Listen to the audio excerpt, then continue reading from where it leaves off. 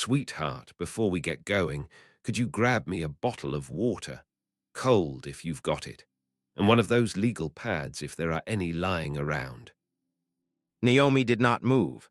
She was standing near the window of the 41st floor conference room of Hartwell Sloan and Marsh, one of the oldest litigation firms in the city, holding a thin black folder against her side and looking at the man who had just spoken to her with the particular stillness that comes from having heard some version of that exact request more times than she could count.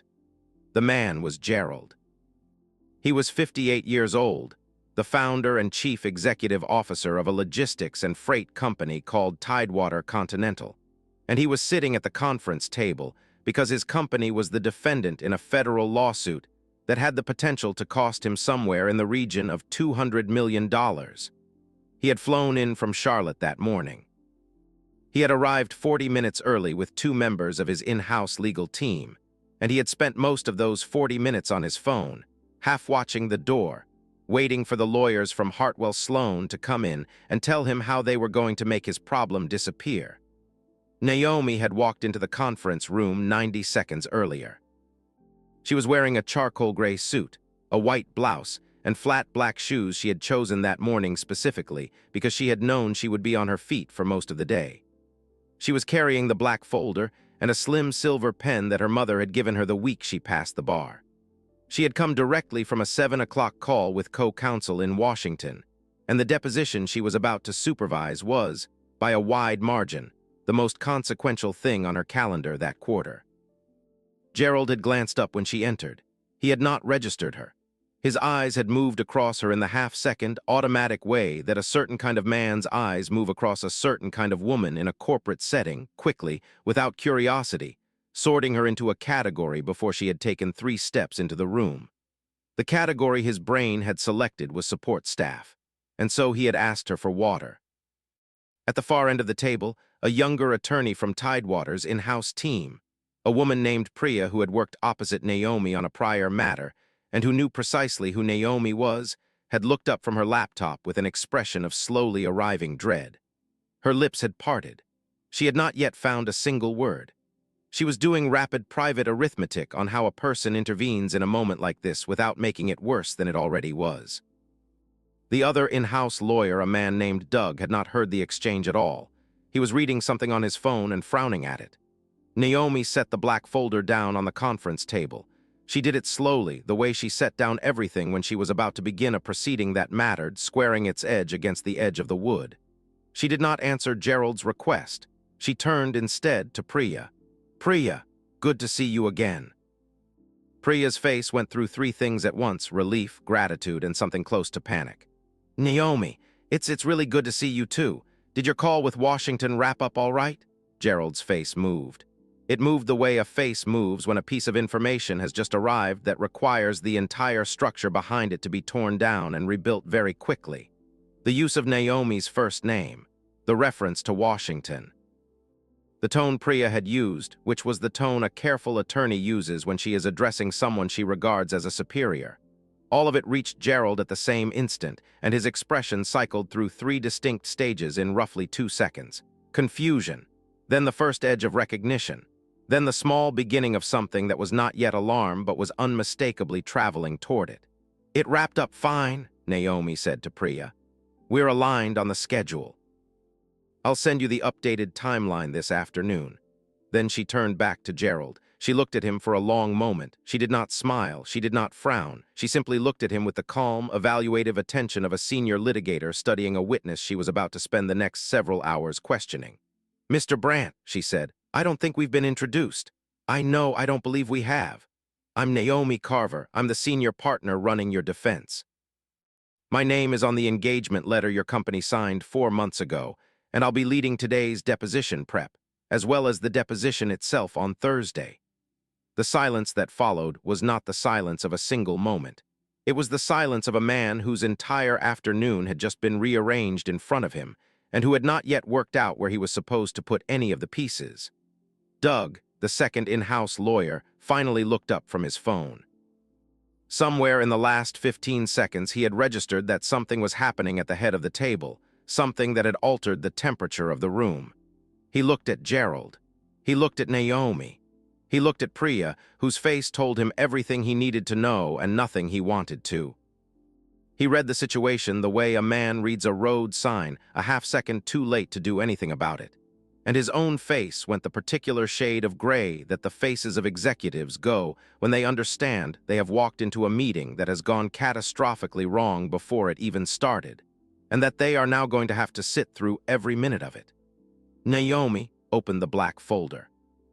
What Gerald did not yet know, what he would learn over the next 90 minutes in a way that would reshape his relationship with this firm and would, 6 weeks later, reshape his relationship with the company he had built, was that Naomi Carver had not appeared in that conference room by accident, and she was not the junior person his brain had decided she was in less than a second.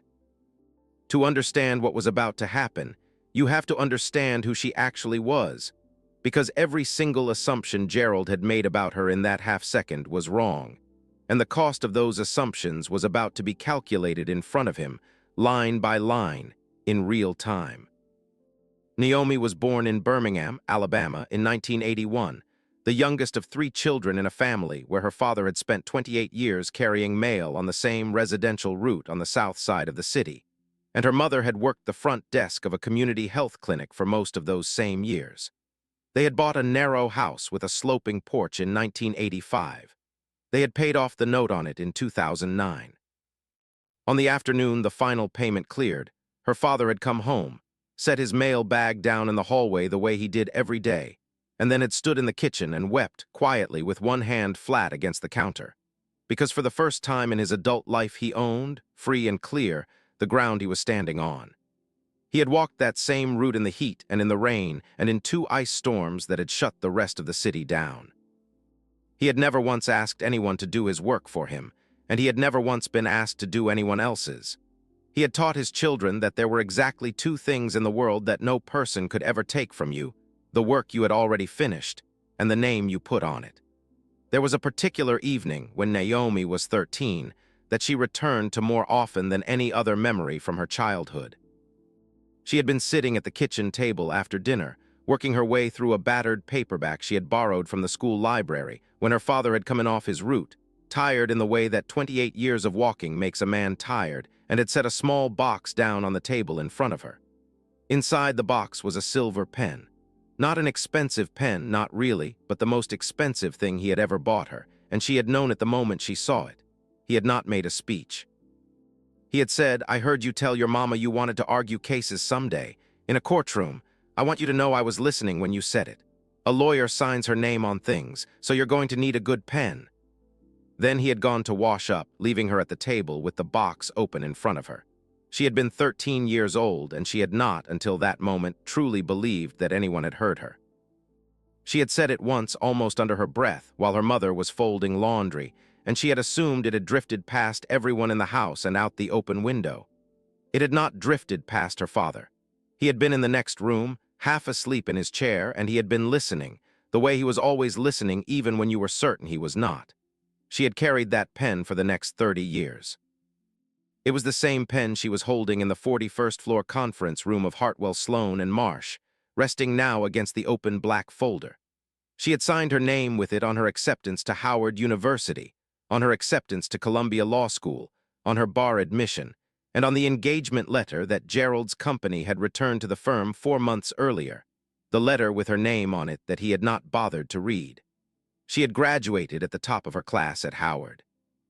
Full scholarship to Columbia, where she had made law review and had clerked after graduation for a federal district judge who still sent her a handwritten note every year on the anniversary of the day she'd started in his chambers. And she had built, brick by deliberate brick, exactly the kind of career her father had told her the work would build if she let it. She had spent 11 years at a large national firm before joining Hartwell Sloan, where she had made partner at 36, the third black woman in the firm's 110-year history to do so, and the first to be elevated into the litigation group's senior partnership, the small circle of attorneys whose names the firm put on its most consequential cases, and whose judgment the rest of the building deferred to without needing to be told why. She had a particular reputation among the lawyers who worked across the table from her. They called her the metronome. Not because she was mechanical, but because she was relentless and even, because she never sped up and never slowed down, because she set a tempo at the beginning of a deposition and held it without variation until the witness in front of her had said, on the record, every single thing she had walked into the room intending to extract. She did not raise her voice. She did not bang the table. She did not perform.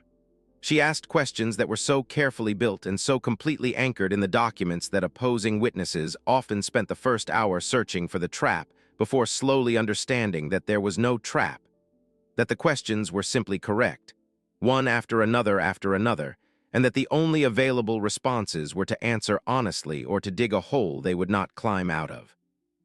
She had developed this style on purpose over many years, in courtrooms and conference rooms and deposition suites across the country. She had learned early and repeatedly that a black woman who raised her voice in a professional setting was almost always heard as angry, no matter the actual content of what she was saying, no matter how measured the underlying argument. So she had stopped raising her voice entirely. She had built a career on a single principle, one she could have recited in her sleep. The most powerful thing you can put into a room is a true sentence, delivered quietly, with the documents to support it sitting right there on the table where anyone can check. She was about to put several true sentences into this room. Gerald was about to hear all of them. He was not going to enjoy a single one. Now you have to understand Gerald, because what was about to unfold in that conference room was not random, and it was not cruel for its own sake. It was the predictable, almost arithmetic result of a man who had spent 35 years building a company inside a world that had taught him, day by day and deal by deal, that the women in professional rooms were there to take notes, fetch coffee, or fill chairs, and that the people who did not fit those slots were, until proven otherwise, somebody's assistant. Gerald was 58 years old. He had founded Tidewater Continental at 31 with a single lease truck, and a contract he had won by underbidding a competitor he later bought outright.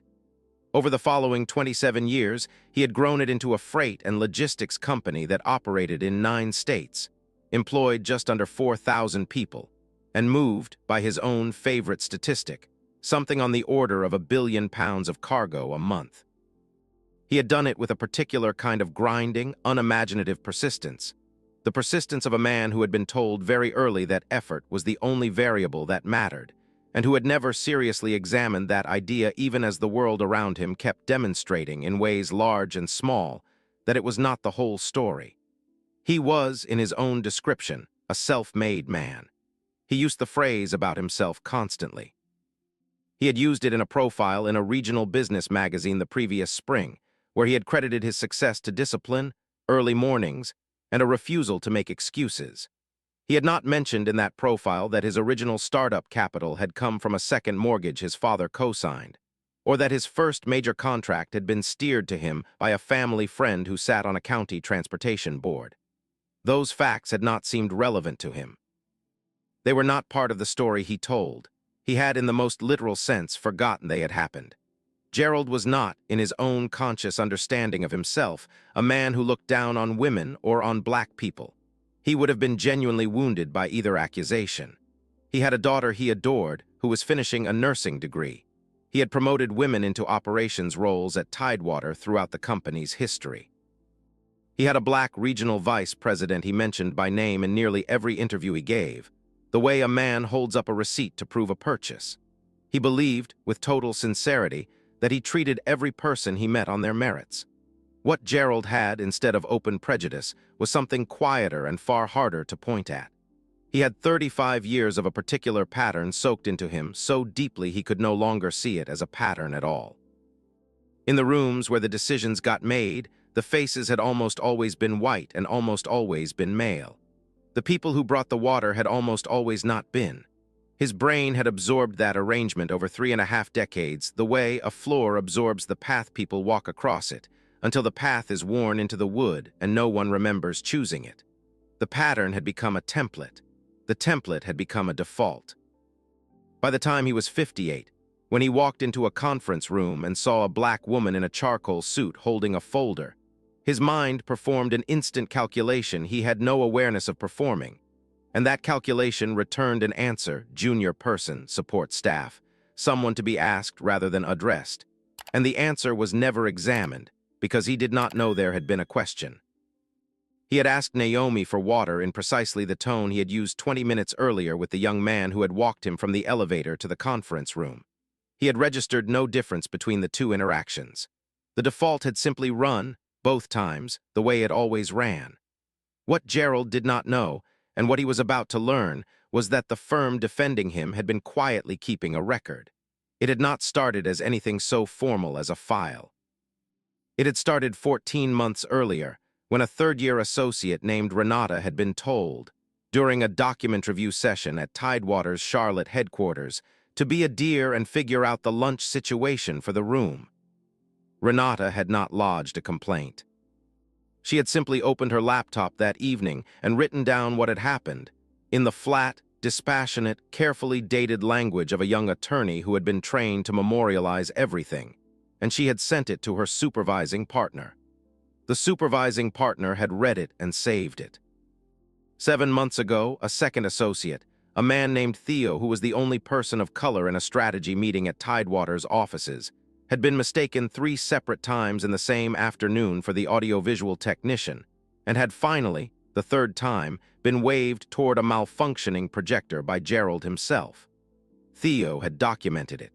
The supervising partner had saved that too.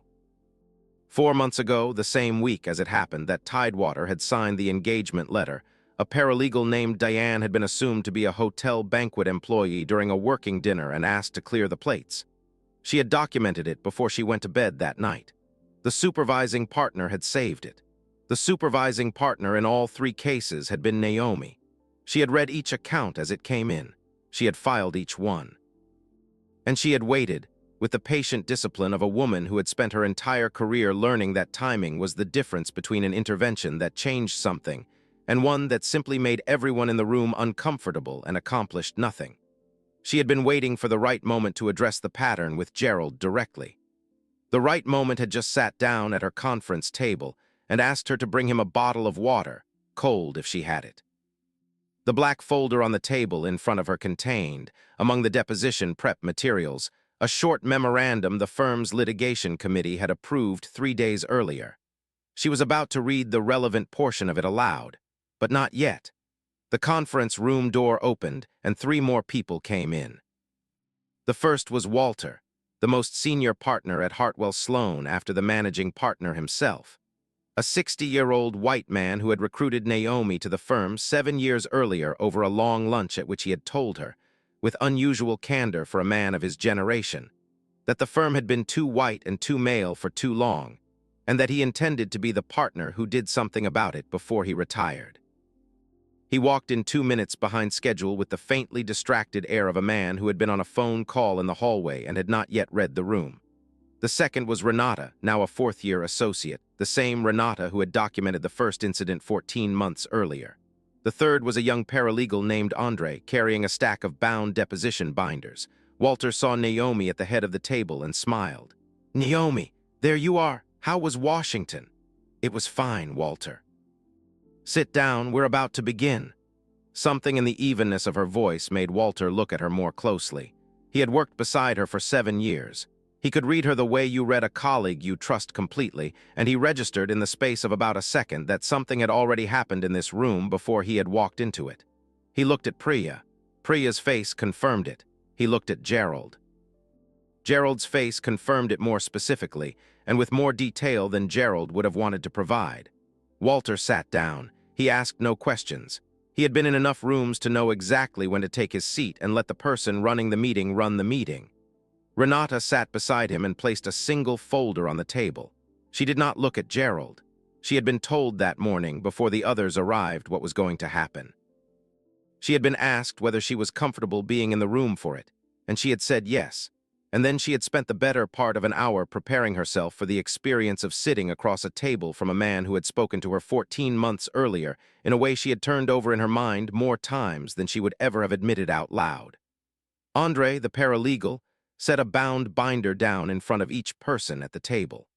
He placed the last one in front of Naomi. Then he stepped out and closed the door behind him. Naomi opened her copy. She did not look up at Gerald. She turned to the first tab, which held the agenda for the session, and she began. Good morning. Thank you all for being here, and thank you in particular to the Tidewater team for traveling in. Before we get into deposition preparation, I want to address something that occurred in this room a few minutes ago. I'm going to do it briefly, professionally, and on the record because it bears directly on a recommendation this firm needs to put in front of you today. Gerald's face had gone through another revision. The gray had given way to a flush that was climbing up out of his collar. His hands were folded on the table in a way that suggested he was working hard to keep them still. When I walked into this room a few minutes ago, Naomi said, Mr. Brandt, you asked me to bring you a bottle of water. You did that without asking my name, without asking about my role, and without opening the binder in front of you, which lists me on the second page as the senior partner leading your defense. Gerald opened his mouth. Naomi raised one hand, not sharply, just enough to indicate that the floor was hers and she had not yet finished standing on it. I want to be clear about why I'm raising this, she said, because it is not the reason you may assume. I am not raising it because I am personally wounded. I have practiced law for 22 years. I have heard some version of that request more times than I have kept track of. I am raising it because it is the fourth documented incident of its kind involving you and members of this firm, and the fourth one changes how I'm obligated to respond to the first three. She turned to the second tab of the binder. Around the table, everyone else turned with her. The page was headed in plain black type, documented pattern of conduct. Below it were 3 numbered entries. Each one listed a date, a location, the name of the affected attorney or staff member, a brief factual account of what had occurred, and a cross-reference to the full contemporaneous documentation in the appendix. Priya was reading the page. Her face had lost most of its color. Doug was reading it too and had stopped breathing again in the way he had stopped breathing earlier. Gerald had not picked up his copy. He was looking at Naomi. I want to be precise about what this is, Naomi said. These are not allegations. They are not accusations. They are observations recorded by the affected individuals at or near the time each incident occurred in their own words and reviewed by me in my capacity as the supervising partner on this engagement. I have not made any of this public. I have not contacted your board. I have not filed a complaint with any external body. Until this morning, I had done nothing with these accounts except keep them in a file and wait for the appropriate moment to raise the pattern with you directly, privately, as one professional to another. She paused. What happened in this room a few minutes ago is the reason I am raising it now, in front of these people, instead of privately later this month as I had planned. She turned to the third tab and looked at Gerald directly, with the same calm, evaluative attention she had given him from the moment she set her folder down. Each of the 3 prior incidents involved a junior person, an associate, a paralegal, people for whom the cost of confronting you in the moment would have been significant because the gap in power between you and them was significant. In every case, the affected person chose to write it down rather than say something, and I understand exactly why they made that choice, because I have made the same choice myself more times than I can count. She paused again. Today's incident is different. Today you said the same thing to the senior partner running a $200 million defense for your company, the person whose name is on your engagement letter. And you said it with precisely the same ease you used in the previous 3 incidents, which tells me with a high degree of confidence that the ease was never about who you thought any one of us was. It was about how you move through rooms that contain women and people of color in roles you have not pre-approved in your own mind. The variable was never us. The variable was the room. The conference room was completely silent. Naomi turned to the 4th tab. Which brings us to the firm's recommendation. The 4th tab of the binder was headed in the same plain black type recommended action. Beneath it were 2 paragraphs, the first 3 sentences long, the second 4. Naomi did not read either one aloud because every person at the table could read, and she had learned long ago that there are documents that land harder in silence than in any voice. She gave the room 30 seconds. Priya read it. One hand drifted up and pressed against her mouth, an involuntary gesture, the kind a person makes when something arrives that is too large to receive with a still face. Doug read it and closed his eyes for 2 full seconds, in the way of a man who has just absorbed information that is going to require him to make several phone calls he is not looking forward to. Walter read it and his eyebrows rose a fraction of an inch, and then settled, and he nodded once to himself, slowly, the way a man nods when something difficult turns out to be exactly what he would have done. Gerald read it last. His face, which had been moving through expressions for several minutes, finally settled on one. It was not anger and it was not embarrassment.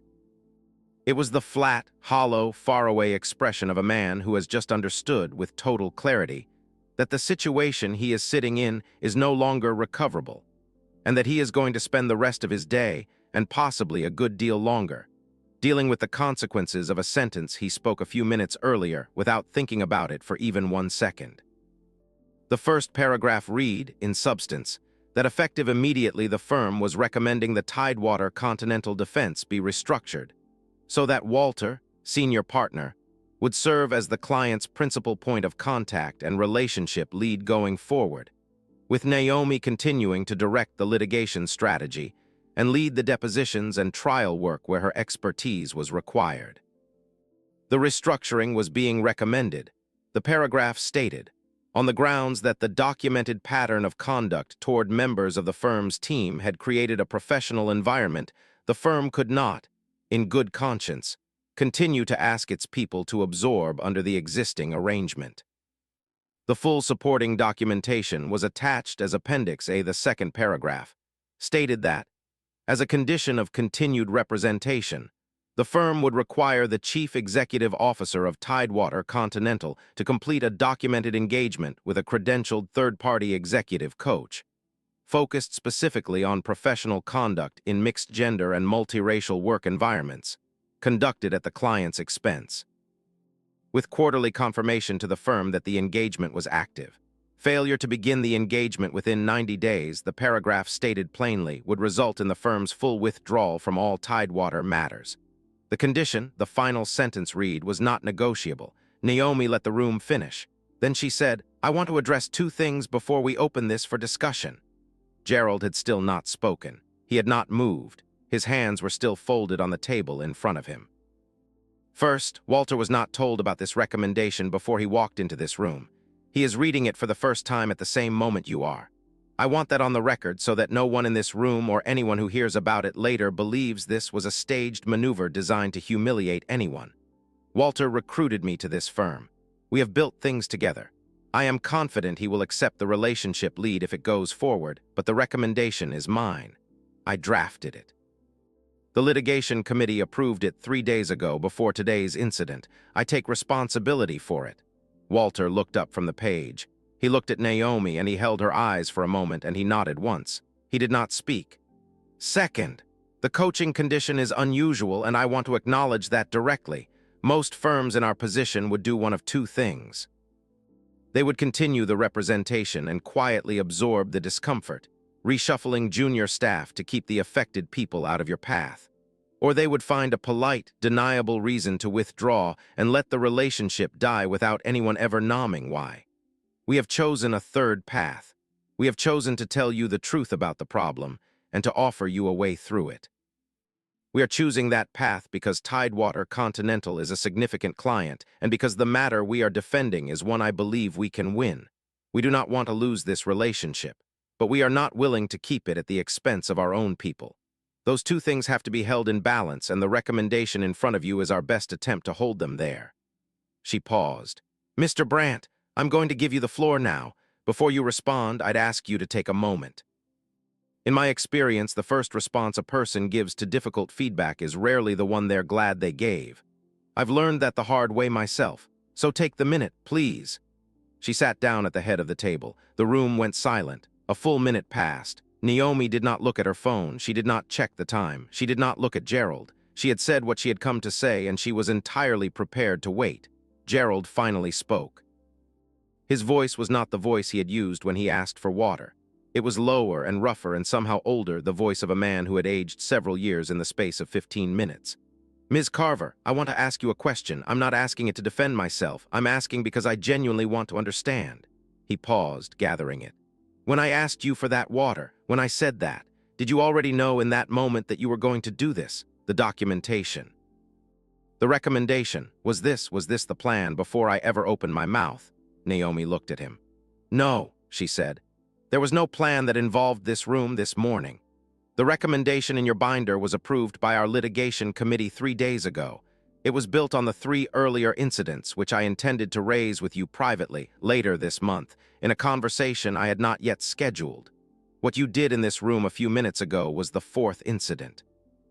It did not create the recommendation.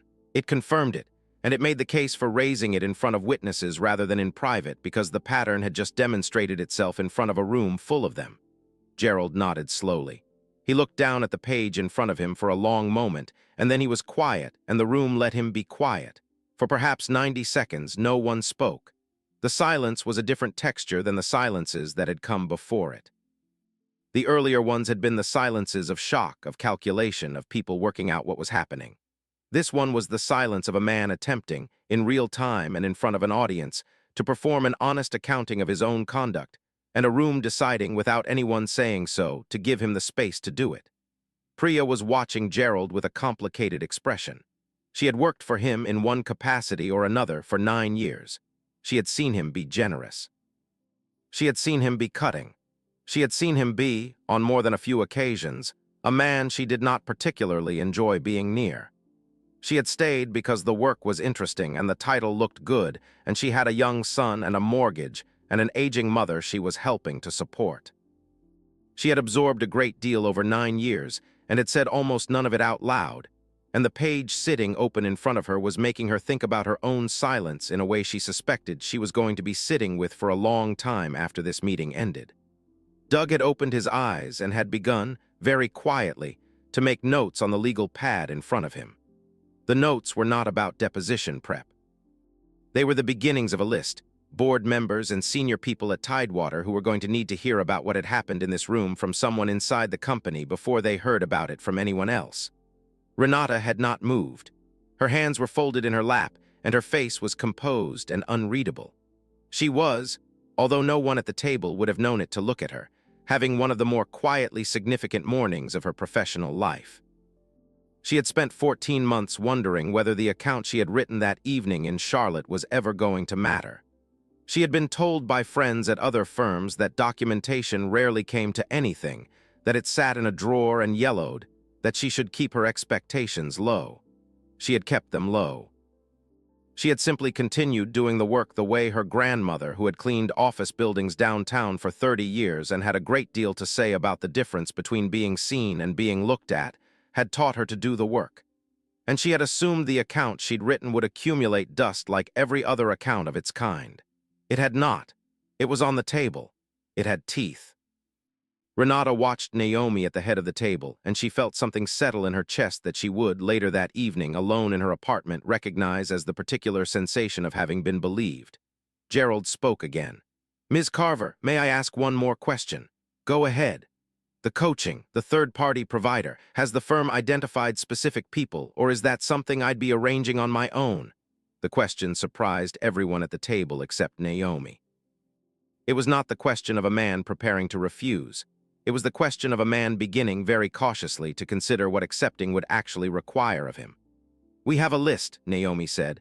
6 providers, all credentialed, all of whom we'd consider acceptable. I'll send it to Doug this afternoon. The choice among them is yours. The financial arrangement is between you and the provider with confirmation to us that the work has begun."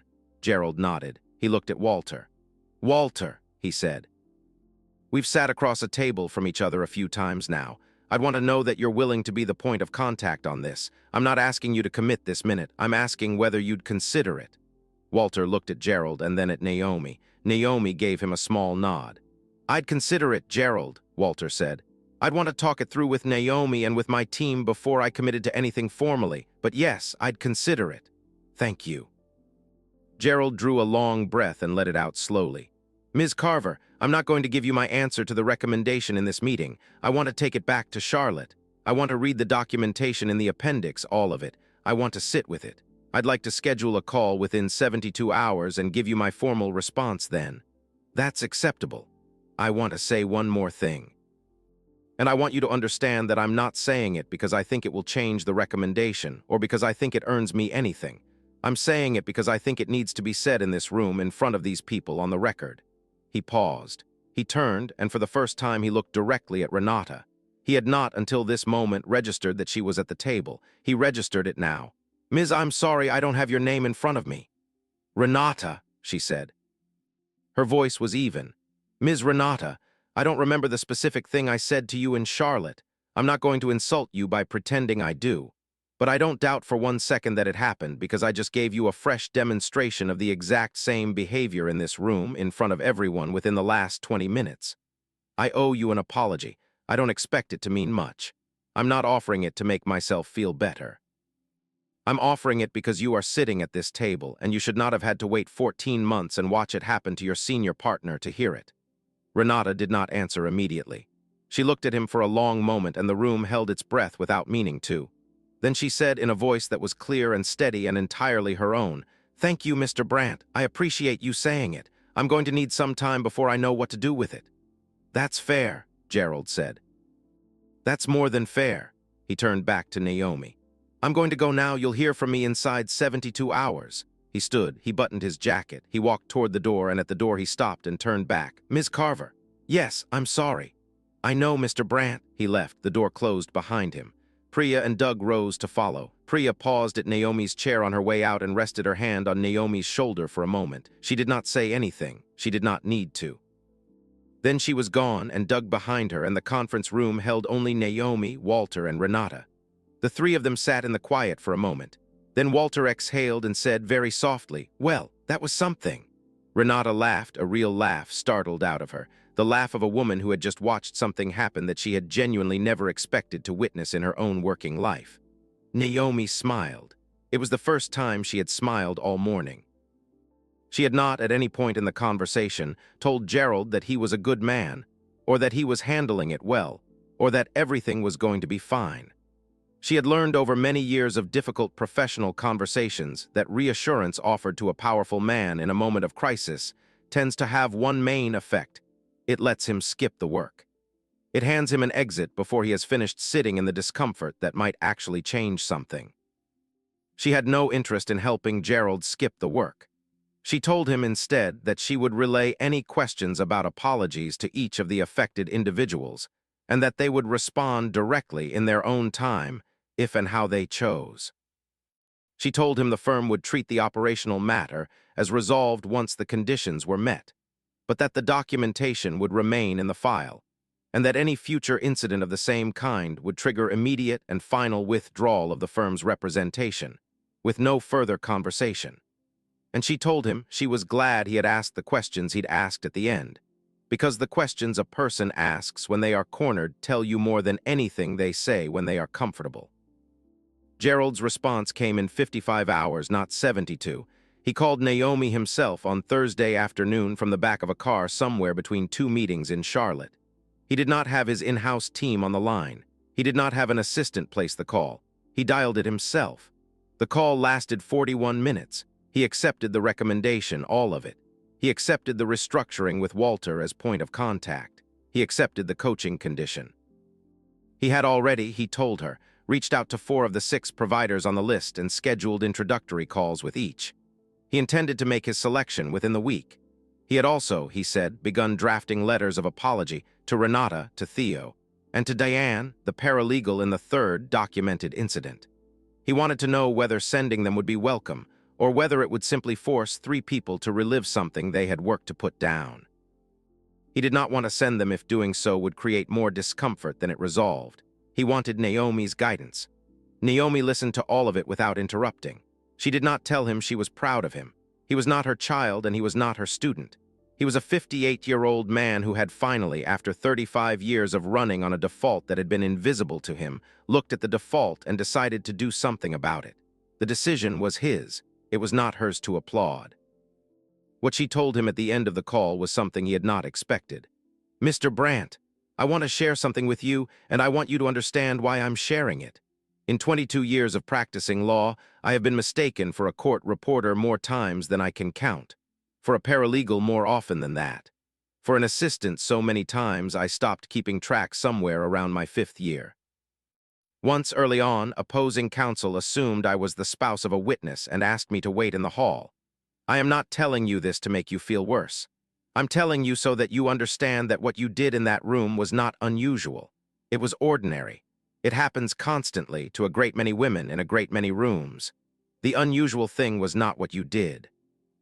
The unusual thing was that you happened to do it to someone with the institutional standing to put a piece of paper in front of you about it. Most of the women you've done this to over 35 years did not have that standing. They are still out there. They remember. And the way you treat the next 1,000 of them, the ones who can't fire you, the ones whose names you'll never know, is what's going to tell anyone whether you actually changed, or whether you just learned to be careful around the ones who can. Gerald was quiet for a long moment. Then he said, "Ms. Carver, I'm going to spend whatever I've got left of this career trying to deserve the conversation we just had." "I hope you do," she said. "I genuinely hope so." She ended the call. She sat at her desk a moment looking at the phone. Then she picked it up again and called her father in Birmingham. He answered on the second ring. "Naomi girl. Hi, Daddy. You all right, baby?" "I'm all right. I'm at the office." "Just had a call I wanted to tell you about," she told him, not in detail, the broad shape of it, the conference room, the water, the recommendation, the call that had just ended.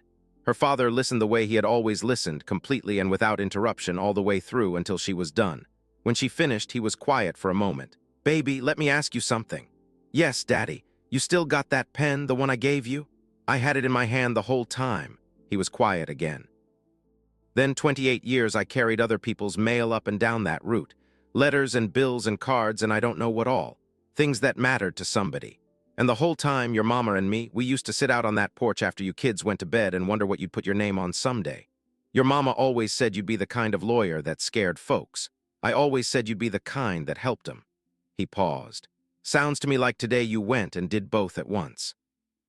Naomi closed her eyes and pressed her hand flat against her forehead. "Daddy, I'm proud of you, Naomi. Been proud of you every single day for 44 years. I just like to say it out loud now and then. Don't want to be one of those men who thought it loud and never said it. You say it plenty. Maybe, maybe not. Either way, I'm saying it now." She was crying. She did not let him hear it in her voice.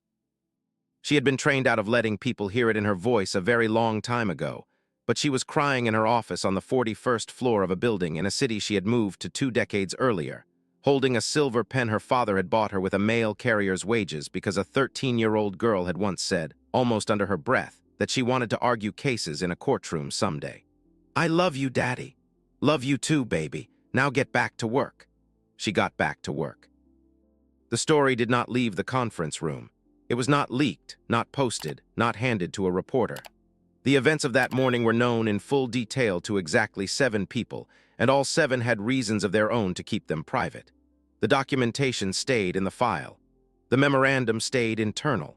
From the outside, nothing of any consequence had happened at Hartwell Sloan and Marsh on an ordinary Tuesday morning in the fall. But inside the firm, things had shifted in ways visible to anyone paying attention. Renata made partner 8 months later. The promotion had been coming regardless. Her work had always been excellent, but Naomi moved it up by a year, and Renata understood when the offer came that the acceleration was not only a recognition of her work, but of a decision she had made 14 months earlier to write down what had happened to her in language so careful and so precise that it had eventually become the foundation of an institutional response. Documentation had teeth. Renata had learned it the long way, and she would teach it to every associate who ever worked under her for the rest of her career. Thea accepted Gerald's letter and chose to write back. His response was 4 sentences.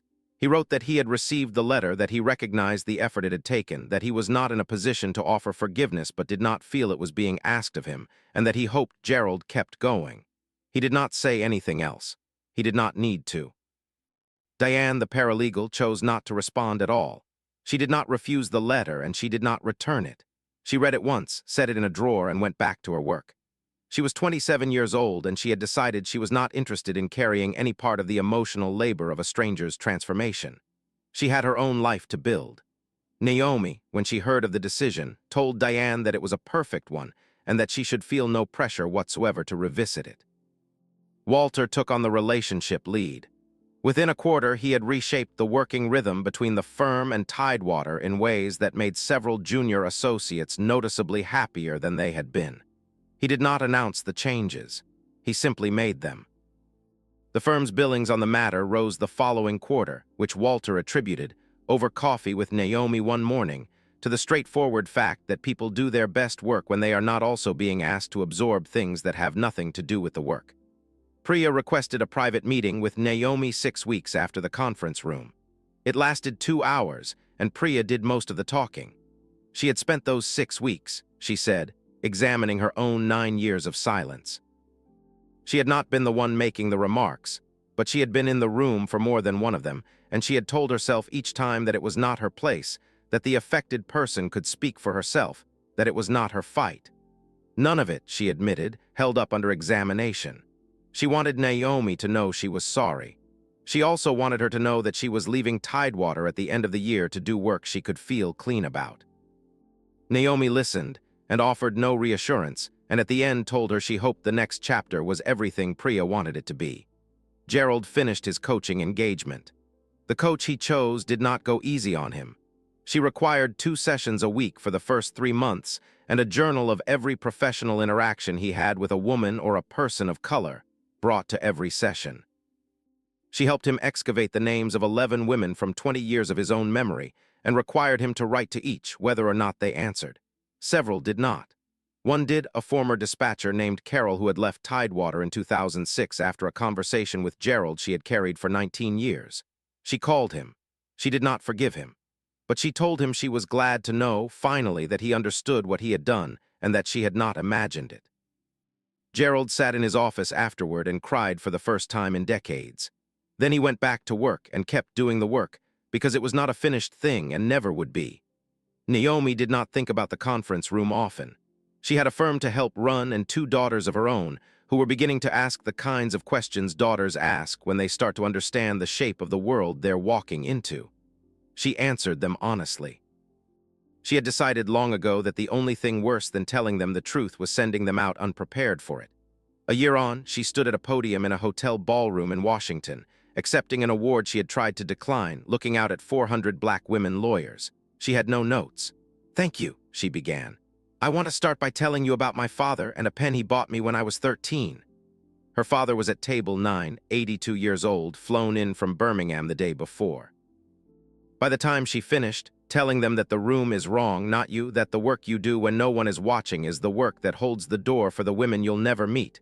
The room was on its feet, and her father was crying, and she stepped down and crossed to table 9 and took his hand. He squeezed once. She squeezed back. If this story moved you, subscribe, like, comment, and tell us where you're watching from. We tell the stories of the women the world tries to look past, the lawyers, the founders, the daughters of mail carriers and clinic receptionists and porch-sitting mothers who walked into rooms where they were not expected and refused to leave.